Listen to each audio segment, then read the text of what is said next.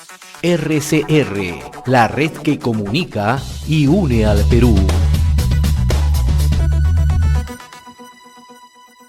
Vamos a dialogar sobre este tema. Estamos en comunicación ya con el doctor Ángel Delgado Silva, jurista constitucionalista. Doctor Delgado, muchas gracias por la atención a RCR. Muy buenas tardes, muy agradecido por esta entrevista. Un gran saludo a todos ustedes en la producción, a quienes nos están escuchando en todo el país. Muchas gracias. A usted, doctor. Bien, ¿cómo tomar este trabajo que está haciendo la Subcomisión de Acusaciones Constitucionales en este primer paso que ha dado? ¿Usted cree que qué elementos han pesado en esta denuncia aprobada? Yo creo que es menester recordar a todos los amigos que nos escuchan en el país de que este problema no nace de la Subcomisión de Acusaciones Constitucionales, ni siquiera del Parlamento. Es una investigación que la ha realizado el organismo constitucionalmente especializado en garantizar el cumplimiento de las normas administrativas y gubernamentales. Me refiero a la Contraloría General de la República, que es un órgano que por mandato de la Constitución se encarga de determinar justamente el fiel cumplimiento de la normatividad administrativa dentro del aparato del Estado. Y es la Contraloría, no el Congreso, no la prensa opositora, no la derecha bruta y achorada, la que ha llegado a la conclusión que la señora Dina Boluarte, siendo ministro de Estado, ha incumplido el artículo 126 de la Constitución, pues ha mantenido la permanencia como directiva de una asociación privada. Y no solamente eso, sino ha realizado en ese lapso gestiones, estando expresamente prohibido por el artículo constitucional, el 126, que dice que la función del ministro de Estado es incompatible con cualquier permanencia como directivo en alguna institución pública o privada, además de las tareas que ya se ha descubierto que ha realizado. Y lo dice la Contraloría General de la República, que se supone que es un órgano independiente y autónomo, y al cual no hay ningún motivo para no creer que estos hallazgos se han verificado, cosa que por cierto ha sido reconocida por la propia ministra, la cual quiere dar una interpretación distinta a lo que dice el texto constitucional. Producido este hallazgo, esta investigación, le corresponde al Congreso de la República desarrollar lo que se conoce con el nombre de un juicio político a través de la denuncia que ha hecho la Contraloría General de la República para formular una acusación constitucional contra la señora Boluarte. Eso es lo que se está procesando. O sea, exactamente como sucede con la policía cuando hace un descubrimiento, hace un hallazgo, se pone a conocimiento del juez y el juez lleva a cabo la investigación correspondiente. Entonces, estamos en esa etapa.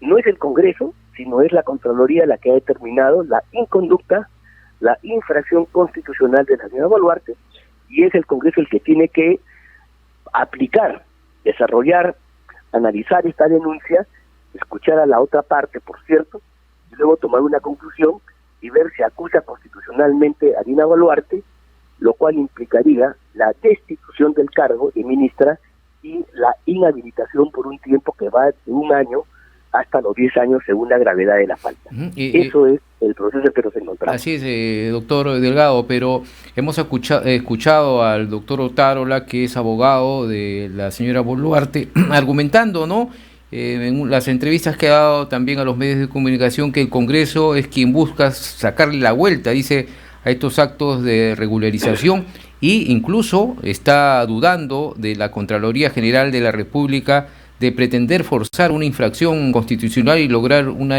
esta inhabilitación. Bueno, el señor Otárola miente, porque no es el Congreso el que está llevando, el que ha determinado esta denuncia, la está haciendo la Contraloría.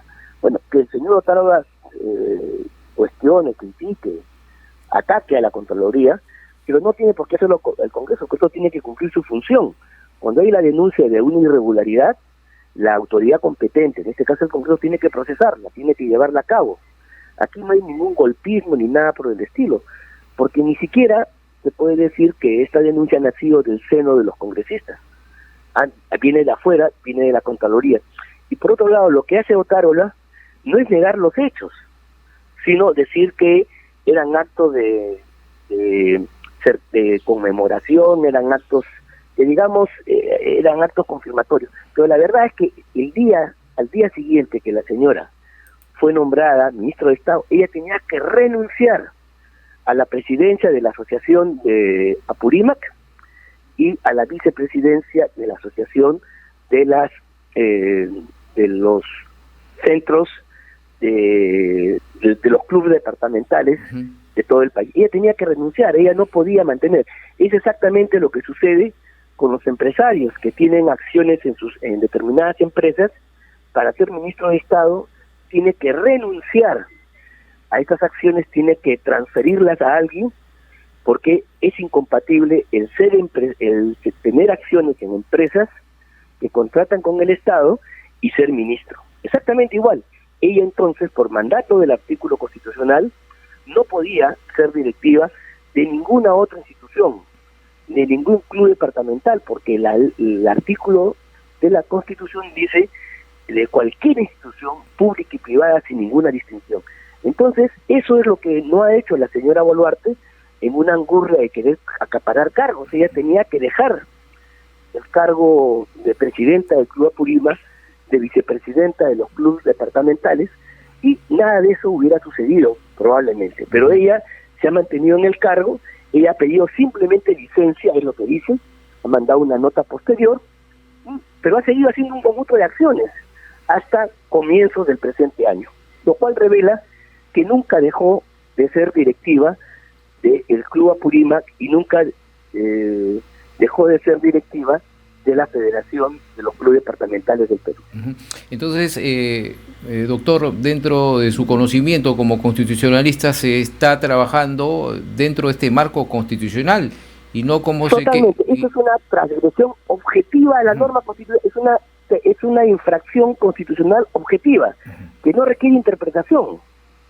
O sea, leamos la norma y usted se va a dar cuenta de que dice, el cargo es incompatible con pertenecer, ser directivo de cualquier institución pública y privada, y la señora lo es.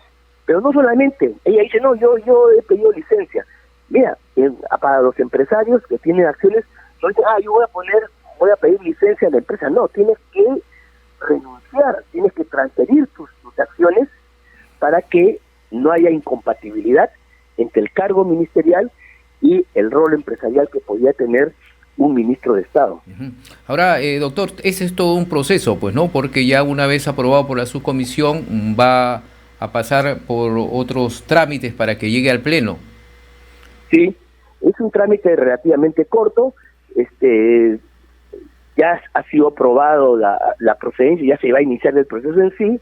La comisión permanente, que es la que supervisa el proceso, le encarga a la subcomisión de acusaciones constitucionales la tarea de llevar a cabo la investigación, va a nombrar a un ponente, a un congresista delegado, el cual hará un informe final de la etapa de investigación, luego eso va a la comisión permanente vota o no el dictamen que haya arribado la subcomisión, y con ese resultado se produce lo que se llama una acusación constitucional que tiene que ser votada por el Pleno del Congreso con la exclusión, con la no participación de los miembros de la comisión permanente, que son más o menos 30. Bien, entonces son 100 congresistas los que van a decidir el destino de la señora Boluarte. Ahora, finalmente, doctor Ángel Delgado, queremos aprovechar también su opinión respecto a esta controversia que se ha presentado en estos últimos días respecto al Poder Judicial y al Congreso de la República, esta vez porque se estaba en este proceso para la elección de defensor del pueblo. Se ha mandado una directiva de parte del Poder Judicial para que se pare este proceso. ¿Usted cree que se está ya constantemente o hay indicios de vulneración de los poderes del Estado, de su autonomía? Sí, pues, porque eso que está sucediendo es una cosa inaudita, y la verdad es que el Congreso de la República no reacciona con la valentía y la energía que debería. Esta es la segunda vez en el corto plazo donde un juez de primera instancia, ¿no?, le dice al Parlamento que no cumpla sus funciones, en virtud a demandas que, además, del punto de vista de lo que es el proceso de amparo, no tienen ningún fundamento. El amparo sirve para proteger los derechos particulares de una persona que es afectada, pero que se permita que un amparo lo presente el sindicato de trabajadores porque no les gustan los candidatos, porque eso es lo que está pasando, que el Congreso tiene que elegir en última instancia aduciendo tonterías, y que el Congreso no reaccione con la fuerza del caso. A mí me parece que estamos poniendo un precedente gravísimo, porque mañana la señora Boluarte va a hacer lo propio, va a presentar también un amparo para que el Congreso no la investigue, la denuncia que hizo la Contraloría, y seguramente el señor Castillo, si mañana fuera vacado, va también a presentar, va a ampararse en el Poder Judicial para que no sea sacado, para que no sea investigado, para que no sea procesado.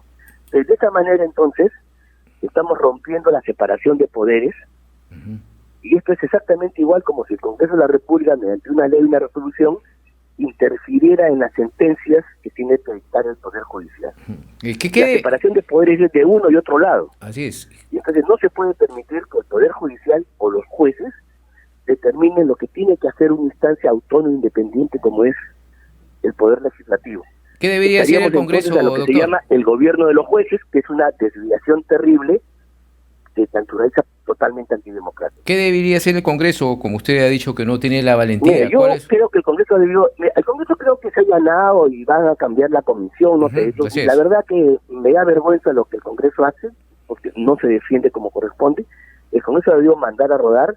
Los congresistas, además, no son responsables por sus votos y opiniones. O sea, ellos no tienen que dar cuenta por lo que votan o no. Ese es un tema bien importante señalarlo. Claro. Ellos pueden en otros momentos ha habido congresos que no le han hecho caso, a este tipo de resoluciones antojadizas que hace un juez de primera instancia, ¿correcto?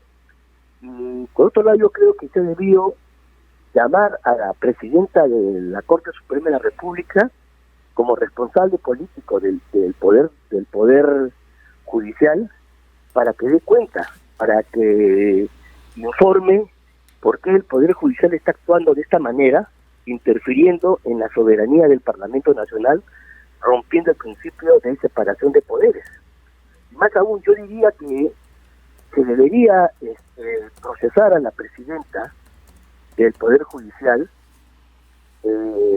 por cometer una infracción constitucional, que es justamente violar el principio de la separación de poderes, la arquitectura básica de la Carta Constitucional, y eventualmente destituirla del cargo, porque ella no está garantizando el comportamiento independiente, probo y adecuado del poder que ella dirige, del Poder Judicial.